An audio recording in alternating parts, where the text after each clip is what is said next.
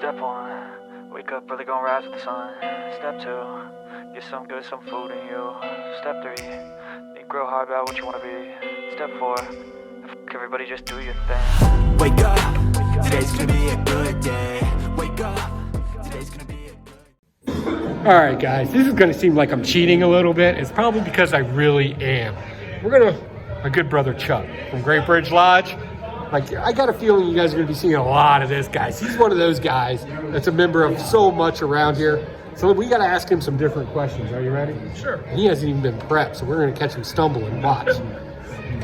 Why are you a Shriner?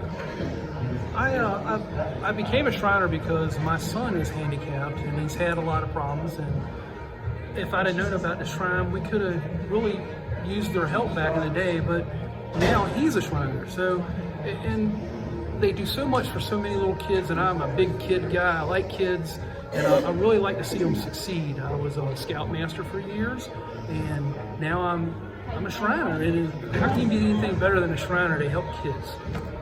Right, so if you haven't seen our last video where we were talking to a past potentate, Leon Stocks, the Khedive Shrine are very closely related to various hospitals, assisting kids with their various medical conditions, and this is one of the guys that kind of helps out with that. How many different units are you involved in here, and what are they? I'm currently a member of the Khedive Chevys, which we have the little Camaros and the little Corvettes. We drive them around in parades. It's a lot of fun. I love driving on the things. And I'm also a member of the Hillbillies unit. I get to put on my bib overalls and act like I'm from Appalachia and ride on the old beat-up truck and just have a lot of fellowship and fun with my friends. It's amazing how some people will join something to pretend they're a bum when I'm just a bum. That's amazing.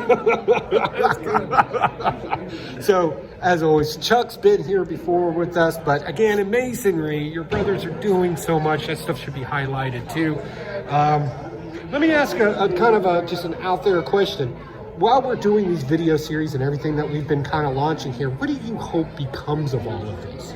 I'm hoping that there's some guy out there who's sitting at home on a couch, doesn't really have anything to do, and he's frustrated because he just don't know what or how to do anything, and he needs that brotherly love, that connection with guys that he can go talk to, and in the long run, he ends up being able to help some small child or help another brother have an outlet to have somebody talk to that's like-minded, and just try to make it a better community. I've always been told if you don't get out and get involved in your community, how can your community be better? You make it better for yourself, your family, your neighbors.